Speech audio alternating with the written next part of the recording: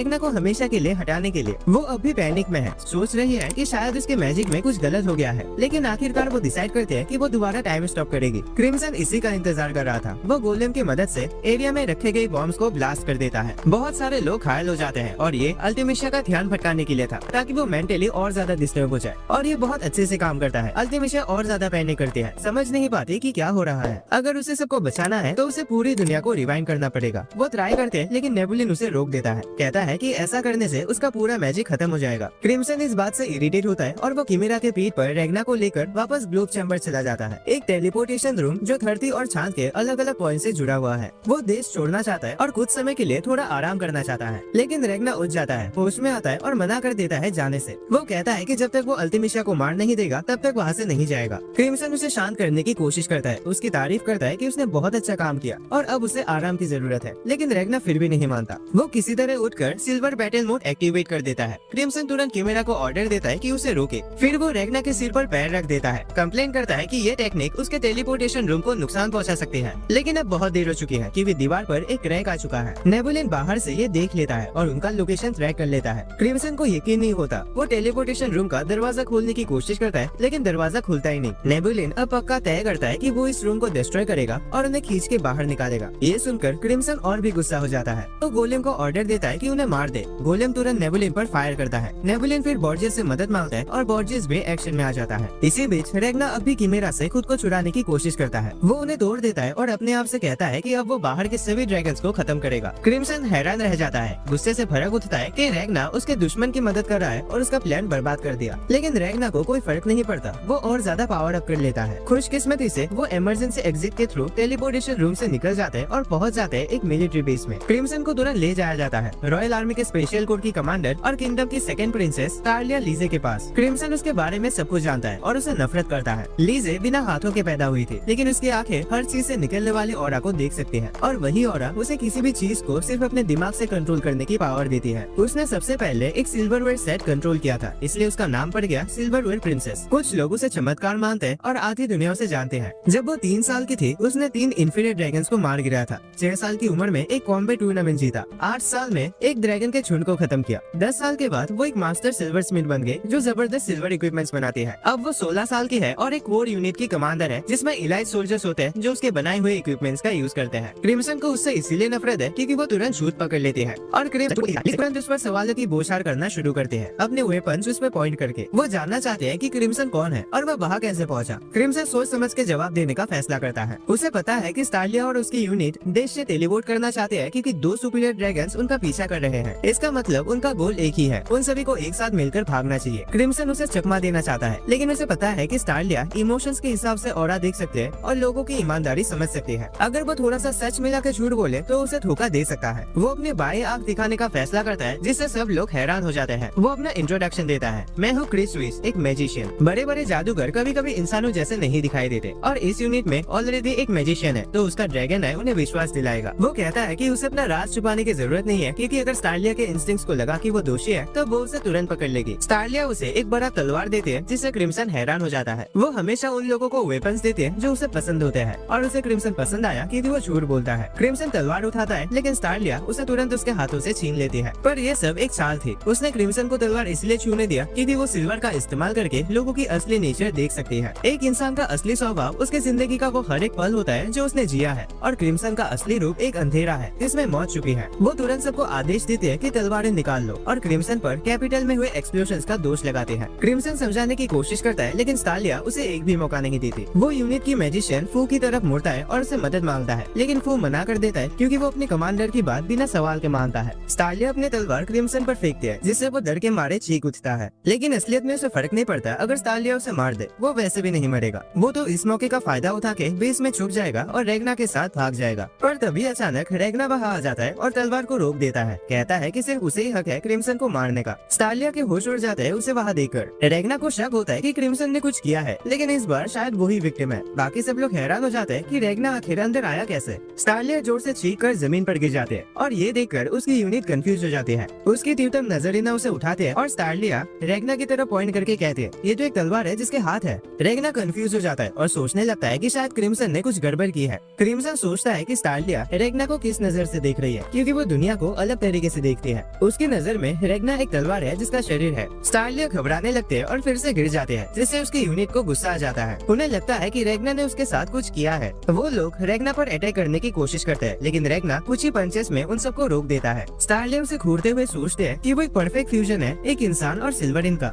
वो खूबसूरत है, बिल्कुल एक मास्टरपीस की तरह बना हुआ है सिल्वरिन ऑरा के साथ। वो इतना पावरफुल है पर उसके बावजूद कूल और हैंडसम भी। स्टारलिया शर्माने लगते हैं और नजरीना से पूछते हैं मैं क्या करूँ। रेगना और क्रिम्सन दोनों शॉक हो जाते हैं क्योंकि उन्होंने ये एक्सपेक्ट नहीं किया था। रेगना उसे बात करने की कोशिश करता है, लेकिन स्टारलिया नजरीना के पीछे छुप जाते हैं शर्म के मारे। वो स्टारलिया को बताता है कि वो और क्रिम्सन लड़ने नहीं आए हैं। अगर क्रिम्सन को आजाद कर दिया जाए तो वो भी उसके ऑर्डर्स को फॉलो करेंगे। उन दोनों को एक सेल में बंद कर दिया जाता है जब तक यूनिट डिसाइड करे कि क्या करना है। सेल के अंदर क्रिम्सन रेगना को जोर से नीचे गिरा देता है और उसके सिर पर पैर रखकर चिल्लाता है तूने मेरा पूरा प्लान बर्बाद कर दिया। रेगना को अल्टीमेशिया को जिंदा छोड़ना बिल्कुल मंजूर नहीं है। क्रिम्सन गुस्से में पूछता है तो तू इन सब नुकसानों का कैसे हिसाब देगा। गोलेम का क्या हुआ और किमेरा कहाँ गई? दोनों उस दिन से गायब है। रेगना शांत होकर कहता है मैं भरपाई कर दूंगा, लेकिन अल्टीमेशिया को मार के। ये सुन के क्रिम्सन और भी इरिटेट हो जाता है। रेगना कहता है कि जैसे वो रिकवर करेगा वो दोबारा कैपिटल लौटना चाहता है। क्रिम्सन और भी फ्रस्ट्रेट हो जाता है। रेगना फिर स्लाइम के बारे में पूछता है जिसे क्रिम्सन बिल्कुल भूल चुका था। क्रिम्सन रेगना के गले पर स्लाइम का एक छोटा सा ड्रॉप देखता है। वो उसके बाल के साथ उसे यूज करके स्लाइम को वापस जिंदा कर देता है, पर स्लाइम अब छोटा हो गया है। क्रिम्सन तुरंत रेगना को दोष देता है, एक और नुकसान उसकी वजह से।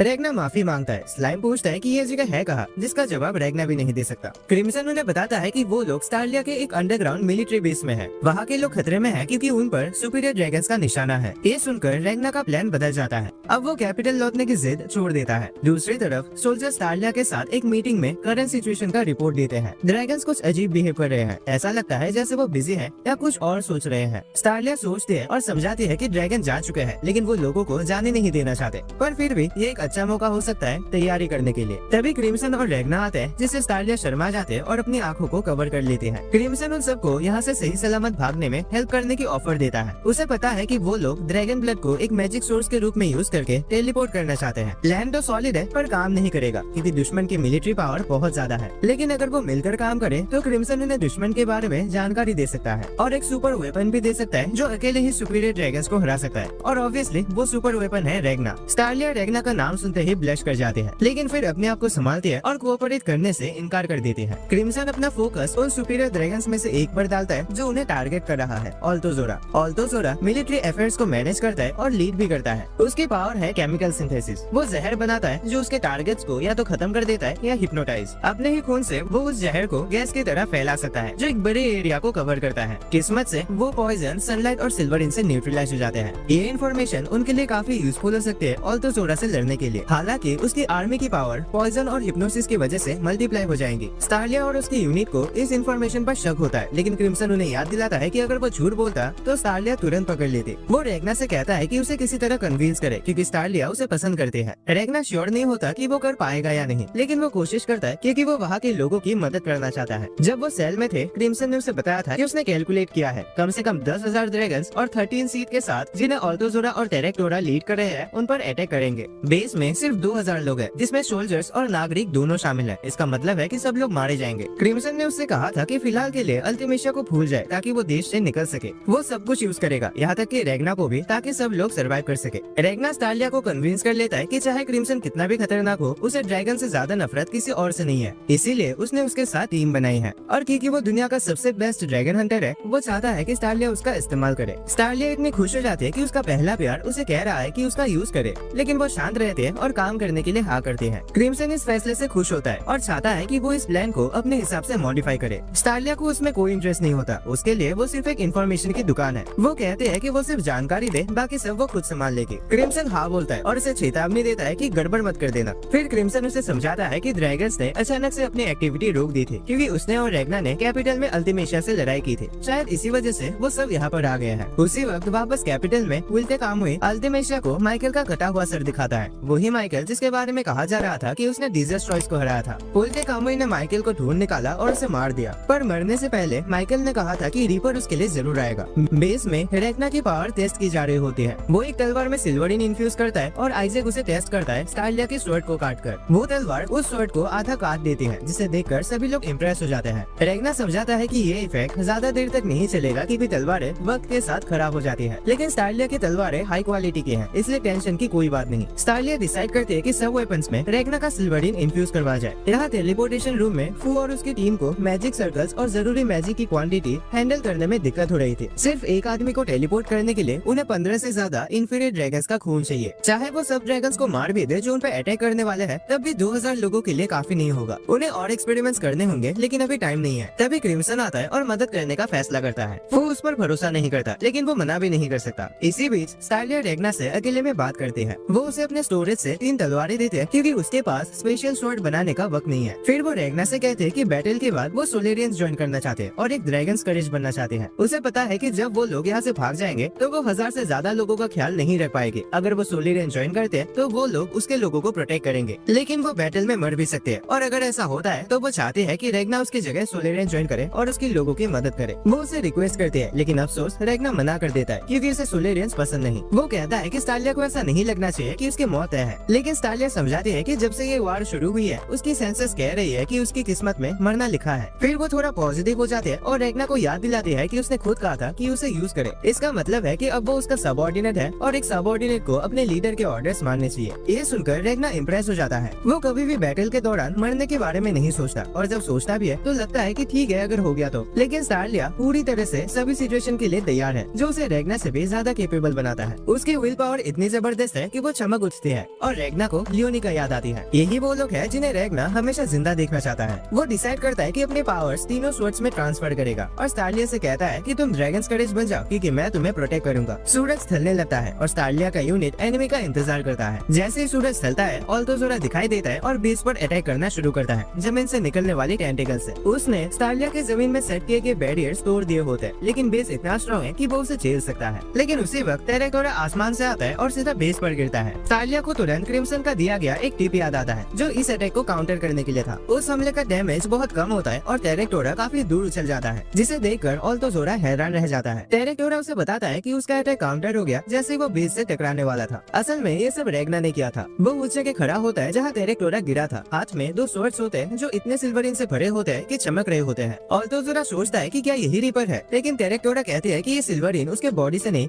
सिर्फ उसके स्वॉर्ड से आ रही है, तो पैनिक करने की जरूरत नहीं। इसीलिए वो उल्टे कामुई को बुलाना जरूरी नहीं समझते। टेरेक्टोरा अब रेगना पर ध्यान देता है। रेगना उसे अपना नाम बताने से मना कर देता है, क्योंकि उसे ड्रैगन से बात करना पसंद नहीं। टेरेक्टोरा सजेस्ट करता है कि नाम से नहीं ताकत से बात करता है। इसी दौरान क्रिम्सन नागरिकों को सुपीरियर ड्रैगन्स के बारे में समझाता है और बताता है कि वो कैसे काम करते हैं। जो ड्रैगन्स टैलेंटेड होते हैं वो ज्यादा तेजी से मैच्योर होते हैं। टेरेक्टोरा ने मैच्योरिटी तक पहुँचने में 10 साल लिए। इसका मतलब है कि उसमें ज्यादा टैलेंट नहीं था। उसे भी ये बात पता है, लेकिन अभी वो इतना स्ट्रॉन्ग इसलिए है क्योंकि जब वो इंसान था तो एक अलग तरह की पावर उसने हासिल कर ली थी। अभी वो रेगना को भी काफी मुश्किल हालात दे रहा है और उस पर ब्लड फायर से अटैक कर रहा है। रेगना चाहे जितना भी उसे काट ले, टेरेक्टोरा फिर भी बिल्कुल ठीक रहता है। रेगना एक स्वॉर्ड छोड़ देता है और अपना एक ग्लव उतार देता है ताकि अपने हाथ को स्वॉर्ड से इन्फ्यूज कर सके। तलवार से एक जबरदस्त पावर निकलते हैं। टेरेक्टोरा भी अपनी पूरी ताकत लगाने के लिए तैयार होता है ताकि ये देख सके कि कौन जीतेगा, वो या रेगना। रेगना ड्रैगन स्लेयर स्ट्राइक का यूज करता है और टेरेक्टोरा सिस्मिक कैनन चलाता है। दोनों अटैक्स टकराते हैं और एक भयंकर धमाका होता है। आग और सिल्वर का एक बड़ा एक्सप्लोजन। थोड़ी देर के लिए सब कुछ शांत हो जाता है। ऑल्टोजोरा टेरेक्टोरा के लिए चिंता करने लगता है, लेकिन उसकी आवाज सुनकर राहत महसूस करता है, क्योंकि टेरेक्टोरा कह रहा होता है कि उसने रेगना को हरा दिया। रेगना बस वहाँ जमीन पर बेहोश पड़ा होता है। स्लाइम जो उसके सिर पर था उसे जगाने की कोशिश करता है, लेकिन कुछ फायदा नहीं होता। ऑल्टोजोरा अब भी टेंशन में है कि रेगना कहीं वो रीपर तो नहीं जिसे सब ड्रैगन्स डरे हुए हैं। लेकिन टेरेक्टोरा पूरी तरह से यकीन दिलाता है कि अगर वो होता तो अब तक पता चल जाता, लेकिन फिर भी अब उसे मार देना चाहिए। टेरेक्टोरा रेगना को अपने पैर से कुचलने जाता है, जबकि स्लाइम उसे जगाने की कोशिश करता है। तभी रेगना जाग जाता है और सही टाइम पर डॉज कर लेता है। इससे टेरेक्टोरा और ऑल्टोजोरा दोनों हैरान रह जाते हैं। रेगना तब जिंदा बचा क्योंकि उसने अपने कॉन्शियसनेस को अपने बॉडी से स्वॉर्ड में ट्रांसफर कर दिया था, वरना वो मर गया होता। टेरेक्टोरा अब कुछ इन्फीरियर ड्रैगन समन करता है ताकि रेगना से निपट सके, क्योंकि अब उसे लगता है कि रेगना कोई खास खतरा नहीं रहा। रेगना अपना बचाव करता है, लेकिन उसे गुस्सा आता है कि टेरेक्टोरा उसे हल्के में ले रहा है। रेगना इतना ज्यादा थक गया था और घायल हो चुका था कि उसके मुंह से खून निकल रहा होता है,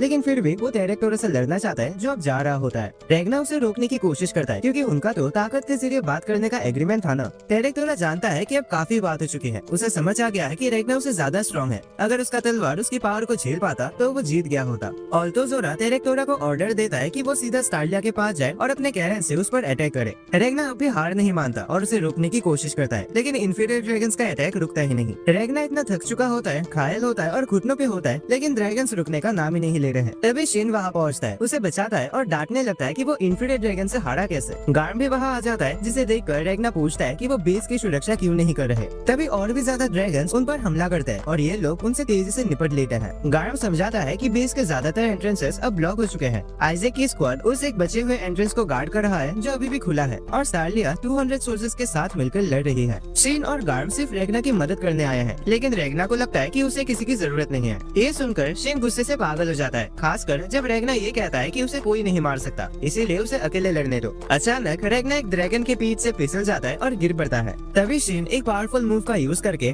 कई ड्रैगन्स को एक साथ खत्म कर देता है ताकि रेगना तक पहुंच सके। वो चिल्लाकर कहता है कि सबका ये फर्ज है कि वो जितने हो सके ड्रैगन्स को खत्म करे ताकि सब लोग यहाँ से बचकर निकल सके। इसीलिए रेगना चाहता है कि वो ही ये सब करे, जबकि शेन और बाकी लोग बेस में जाके छुप जाए। ये सुनकर शेन और भी ज्यादा गुस्सा हो जाता है और रेगना को एक डुएल के लिए चैलेंज करता है। पहले के सारे डुएल्स में वो हार चुका है, लेकिन अब उसने ठान लिया है कि वो साबित करेगा कि वो डरपोक नहीं है। रेगना एकदम से होने वाले डुएल से कंफ्यूज हो जाता है, खासकर बैटल के बीच में, लेकिन शेन उसे मना करने का मौका ही नहीं देता। वो सीधा उस पर हमला करता है और रेगना को मजबूर कर देता है कि वो अपना बचाव करे। रेगना तैयार नहीं होता और अपना बेस्ट नहीं दे पाता, इसीलिए शेन जीत जाता है, लगभग उसका सर काट देता है। फिर वो उसके बालों से पकड़ता है और कहता है कि ये उनकी लड़ाई है, चाहे रेगना के रीजंस कुछ भी हो या वो कितना भी स्ट्रॉन्ग हो, वो बस कहीं से भी आके हीरो बन के नहीं घूम सकता। रेगना शॉक में रह जाता है जब शेन गार्म के पास चला जाता है। तभी स्लाइम जो रेगना के सिर से स्लाइड होकर अब शेन के सिर पर आ चुका होता है, शेन को बताता है कि उसे पता है टेरेक्टोरा कहाँ भागा है। तीनों एक साथ टेरेक्टोरा को ढूंढने निकल पड़ते हैं ताकि उसे यमराज तक भेज सके। इसी दौरान स्टारलिया अपने बैरियर राज का यूज करके एक केज बनाती है। उसे ऑल्टोजोरा ने डार्क फॉरेस्ट में फंसा के ले आया था ताकि उस पर फायदा ले सके, लेकिन स्टारलिया कॉन्फिडेंट होती है कि वो पूरे जंगल को अपने टेरिटोरी में बदल सकती है। उसे लगता है कि वो ये कर सकती है क्योंकि मैजिक सर्कल लगभग रेडी है, अब बस उन्हें ड्रैगन्स को मारना है और जिंदा रहना है जब तक टेलीपोर्टेशन का प्रोसेस कंप्लीट नहीं हो जाता। लेकिन बदकिस्मती से ऑल्टोजोरा को उनका प्लान समझ आ गया होता है। उसे पता चल गया है कि वो ड्रैगन्स की मैजिक का यूज करके टेलीपोर्ट करने वाले हैं। स्टारलिया जंगल को स्कैन करती है क्योंकि वो सब कुछ ऑरा के जरिए देख सकती है। उसे ड्रैगन्स काफी इजीली ब्लैक कलर जैसे दिखते हैं, लेकिन जंगल में अंधेरा होने के कारण उसे अच्छे से नहीं दिख रहा कि वो क्या कर रहे हैं। लेकिन उसे एक ज़ॉम्बी का झुंड दिखाई देता है जो ऑल्टोजोरा ने बनाए होते हैं। वो सब इनोसेंट लोग होते हैं जो उनका वक्त बर्बाद करने के लिए भेजे गए हैं। ऑल्टोजोरा ने ये भी अंदाजा लगाया होता है कि उनका मैजिक सर्कल एरिया में एक साथ सबको टेलीपोर्ट करेगा, इसीलिए वो उनके नंबर्स डबल कर देता है ताकि उन्हें दुगना मेहनत करनी पड़े ड्रैगन मैजिक को कलेक्ट करने के लिए। स्टारलिया फ्रस्ट्रेटेड हो जाते हैं और अपनी टीम को ऑर्डर देते हैं कि जंगल में किसी भी एबनॉर्मेलिटी पे नजर रखे और अटैक करे, लेकिन उसके बोलने से पहले ही उन पे ऊपर से हमला हो जाता है। फिर भी वो एक पावरफुल बैरियर से अटैक को ब्लॉक कर लेते हैं। अब लो और मिड लेवल के कई एक्सपीरियंस ड्रैगन ऐसे कुछ अटैक्स कर रहे होते हैं जो उनके सुपीरियर क्रिएटर से लिए गए हैं। इसका मतलब है कि ये ड्रैगन्स सुपीरियर ड्रैगन्स के बराबर पावरफुल बन चुके होते हैं और ऐसे 40 ड्रैगन्स वहाँ होते हैं। स्टारलिया सिचुएशन को कंट्रोल में लेने की कोशिश करते हैं और अपने स्क्वाड को डायरेक्शन देते हैं कि कैसे लड़ना है, लेकिन सब कुछ काफी चैलेंजिंग बन जाता है। इसी बीच ऑल्टोजोरा देखता है कि ड्रैगन की मैजिक टेलीपोर्टेशन टीम द्वारा एब्जॉर्ब की जा रही है। मैजिक सर्कल लगभग 2 किलोमीटर बड़ा होता है, जो किसी अंडर डेवलप कंट्री जैसे लीजे के लिए काफी बड़ा होता है। ऑल्टोजोरा सोचता है कि और कौन इसमें शामिल हो सकता है और तभी उसे नेबुलिन की वो बात याद आती है। वो औरत जो कुछ दिन पहले रेगना के बॉडी के पास थी, उसने नेबुलिन से भी ज्यादा पावरफुल मैजिक बैरियर का यूज किया था। हो सकता है कि वो भी इस प्लान में शामिल हो। हालांकि ऑल्टोजोरा को पूरा भरोसा होता है कि वो लोग जीत सकते हैं, फिर भी उसे डर लगता है कि कुछ ऐसी चीजें भी हो सकती है जो हार की संभावना बढ़ा सकती है। लेकिन ये सब तब तक मैटर नहीं करता जब तक वो स्टारलिया को पकड़ नहीं लेते। शायद अगर वो सेल्फिश हो गए तो वो अकेले ही टेलीपोर्ट कर जाए और इसे रोकने के लिए ऑल्टोजोरा को बेस के मैजिक सर्कल का कंट्रोल लेना होगा। दूसरी तरफ आइजैक बेस की रक्षा करने में परेशान हो जाता है। उसके फ्रंटलाइन के सोल्जर्स अचानक से एलिमिनेट हो जाते हैं और उसे समझ नहीं आता कि ये कैसे हुआ। वो कंफ्यूज होता है, लेकिन जानता है कि ये किसी पावरफुल ड्रैगन का ही काम है। एक मैच्योर ड्रैगन अचानक से वहाँ आता है और बैरियर गायब हो जाता है। कई सोल्जर्स तुरंत मर जाते हैं। ड्रैगन धीरे धीरे बेस की तरफ बढ़ने लगता है, जिससे आइजैक अपनी स्क्वाड को पीछे हटने का ऑर्डर देता है जब तक फायरिंग स्क्वाड कवर दे रही हो। ये एक मैच्योर ड्रैगन है जो मैजिक का यूज कर सकता है। क्रिम्सन ने कभी कहा था कि अगर अल्टीमेशिया टाइम कंट्रोल कर सकते हैं तो शायद कुछ और मैच्योर ड्रैगन्स भी सेम एबिलिटी रखते हो। आइजैक फाइट के लिए तैयार होता है। फायरिंग स्क्वाड ड्रैगन पर गोलियां बरसाती है, लेकिन ड्रैगन टाइम स्टॉप कर देता है और पावरफुल एनर्जी रिलीज करता है, जिससे और सोल्जर्स मर जाते हैं और आइजैक नीचे गिर जाता है।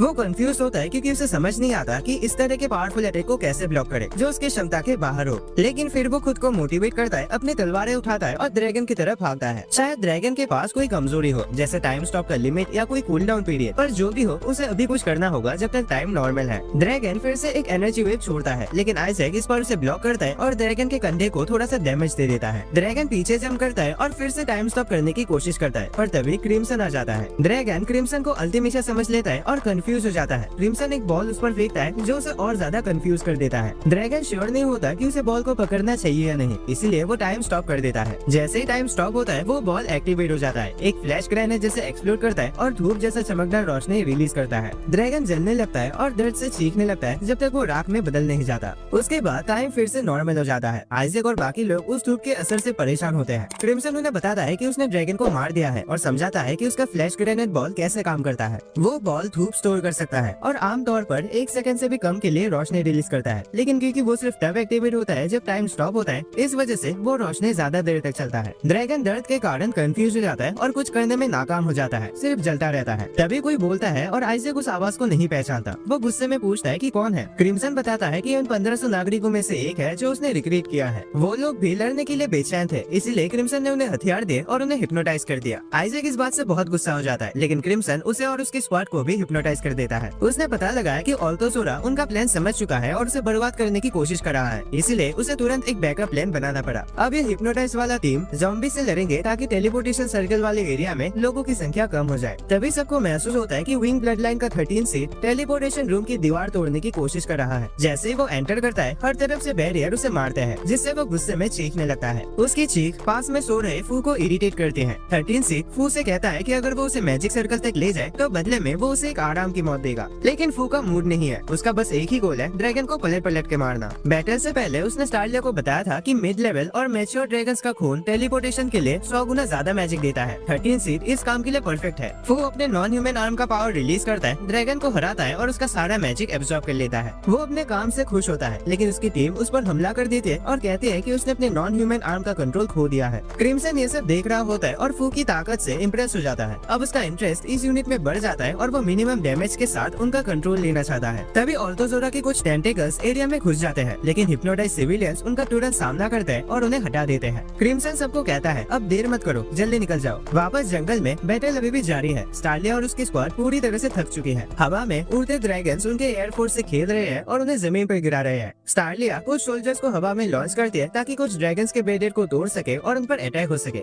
एक ड्रैगन अचानक स्टारलिया के केज में घुस जाता है और उसे चोट पहुंचाता है जब वो बिल्कुल एक्सपेक्ट नहीं कर रही होती। ऑल्टोजोरा पहले से जान चुका था कि स्टारलिया फेल हो जाएगी क्योंकि वो डिसएडवांटेज में है। ऐसा इसीलिए क्योंकि उसके पास इतने बड़े लड़ाई का एक्सपीरियंस नहीं था। वो डिफेंस और ऑफेंस दोनों का कमांड ले रहे थे बिना ये समझे कि ये कितना एग्जॉस्टिंग होता है। ऑल्टोजोरा सोचता है कि अब पार्टी खत्म हो गई है, लेकिन टेरेक्टोरा से वार्न करता है रेग्ना, शिन और गार्म के बारे में जो उसकी तरफ आ रहे हैं। उसने अपने आर्मी का आधे से ज्यादा हिस्सा ऑलरेडी खो दिया है, लेकिन फिर भी उसे यकीन है कि अगर वो अपनी संख्या बढ़ा दे तो वो जीत सकते हैं। रेग्ना और उसके साथी टेरेक्टोरा के पास पहुंच ही नहीं पा रहे क्योंकि इन्फीडेट ड्रैगन्स लगातार बढ़ते जा रहे हैं। वो थक चुके हैं, सांस लेने का भी वक्त नहीं है और रेग्ना तो बिल्कुल मरने जैसा लग रहा है, लेकिन फिर भी वो खड़ा है, आगे बढ़ रहा है और ड्रैगन्स को काट रहा है। वो किसी भी हाल में रुक नहीं रहा। यही देखकर शिन भी मोटिवेट होता है और उसके साथ चल पड़ता है। रेग्ना अंदर ही अंदर बहुत ज्यादा दर्द में है। वो सांस नहीं ले पा रहा, उसका शरीर ठंडा हो गया है और वो सिर्फ रुकना चाहता है, लेकिन उसे पता है कि वो नहीं रुक सकता क्योंकि उसे सबको अकेले ही बचाना है। शिन ने जो उसे कहा था हीरो बनने के बारे में, वो बात उसे छुपी थी और कुछ हद तक सुकून भी दिया, लेकिन वो भी एक कमजोरी है। अचानक तीनों एक बड़े झुंड के सामने रुक जाते हैं। रेग्ना बिना कुछ सोचे तुरंत हमला करता है और सब ड्रैगन्स को काट डालता है। ये देखकर शिन और गार्म भी इम्प्रेस हो जाते हैं। हालांकि रेग्ना बिल्कुल मरे हुए जैसा लग रहा है, लेकिन फिर भी उसकी टेक्निक्स किसी तरह काम कर रहे हैं। ऑल्टोजोरा को समझ आता है कि उसने रेग्ना को अंडर एस्टिमेट किया। रेग्ना की क्रेजी हिम्मत ने उसे चौंका दिया है, लेकिन रेग्ना का मन अजीब सा महसूस करता है। ऐसा लगता है जैसे वो जल्दी ही हारने वाला है और वो ज्यादा ही डेस्परेट हो गया है, जैसा उसका फ्यूचर वर्जन था। पर ये सब ठीक है क्योंकि अब उसने ऑरा का फ्लो, सिल्वरिन और ड्रैगन्स के मैजिकल पावर्स के बारे में बहुत कुछ सीख लिया है। सिल्वरिन को मैजिक को रेजिस्ट करने के लिए बनाया गया था, इसीलिए ये किसी भी मैजिक को काट देगा और फ्रीज कर देगा। जब और ड्रैगन्स उसकी तरफ बढ़ते हैं तो रेग्ना उनके पहुंचने के कुछ सेकंड पहले ही अपने सिल्वरिन फ्रीजिंग एबिलिटी को एक्टिवेट करता है। अब उसकी ताकत उसके खुद के पावर के साथ फ्यूचर वर्जन के एक्सपीरियंस से और भी ज्यादा पावरफुल हो गई है। उसे सिर्फ अपनी इमेजिनेशन का यूज करना है और सिल्वरिन को अपनी तलवार के टिप से फ्लो होने देना है। जैसे वो स्विंग करता है, सिल्वरिन बाहर निकलते हैं और सभी ड्रैगन्स को एक ही बार में एलिमिनेट कर देती है अपनी तलवार से बिना उन्हें छुए। इसी बीच टेरेक्टोरा रेग्ना की जिद्दी लगातार लड़ने वाले एटीट्यूड से इरिटेट हो जाता है। उसे चिंता होती है कि रेग्ना की जिद दूसरों को भी मोटिवेट ना कर दे, लेकिन ऑल्टोजोरा को लगता है कि इससे फर्क नहीं पड़ेगा क्योंकि स्टारलिया लगभग हार चुकी है।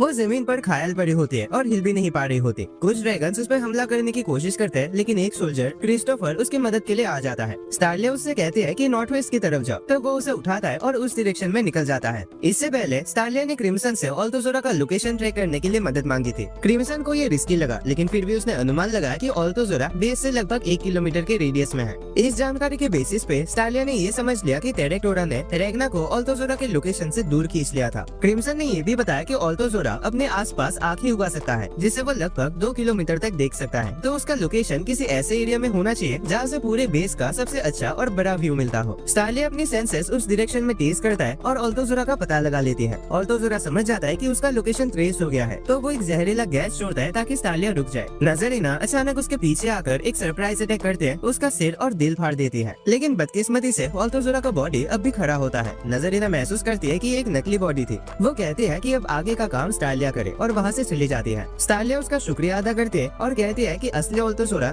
असल में 100 मीटर जमीन के नीचे छुपा हुआ है। स्टालिया अपनी पूरी ताकत लगाकर जमीन को मैनिपुलेट करती है ताकि अल्तोजुरा को खींचकर बाहर निकाला जा सके। वो क्रिस्टोफर को कमांड देती है कि एक तलवार उस पर फेंके। अल्तोजुरा घबरा जाता है और टेरेक्टोरा से कहता है कि जंगल पर एक कैनन से फायर करे। तभी रेग्ना और उसके साथी टेरेक्टोरा को देखते हैं और टेरेक्टोरा भी उन्हें देख लेता है। वो तुरंत अपने कैनन्स उनकी तरफ एम करता है और ब्लास्ट करना शुरू कर देता है। फिर वो अल्तोजुरा के साथ ये चेक करता है कि कौन उनके एरिया में घुस आया है। उसे स्टालिया दिखती है जो कैनन से हिट हो चुकी होती है और जमीन पर पड़ी होती है। वो अपना एक शरीर स्टालिया के सामने लाता है और उसके साथ उसकी टीम के मेहनत की तारीफ करता है। इससे पहले क्रिम्सन प्रिंसेस लिकुशिया के बारे में बात कर रहा था, एक मशहूर लड़की जो अपने कई मिलिट्री पावर्स के लिए जानी जाती थी और जिसे सोलरियन लोग एक चमत्कार मानते थे। बाद में वो एक ड्रैगन करेज बन गई थी। कई लोगों का मानना है कि स्टालिया उसी लिकुशिया का पुनर्जन्म है। अल्तोजुरा पहले एक इंसान के रूप में लिकुशिया के लिए काम करता था और ड्रैगन बनने के बाद भी उसकी यादें उसके पास ही रही। इसी वजह से क्रिम्सन ने स्टालिया को एनकरेज किया था कि वो लड़ती रहे ताकि उसकी शक्ल और इरादे से अल्तोजुरा पागल हो जाए। अल्तोजुरा स्टालिया से कहता है कि वो विंग्ड ब्लड लाइन ज्वाइन कर ले क्योंकि वो नहीं चाहता कि स्टालिया मरे।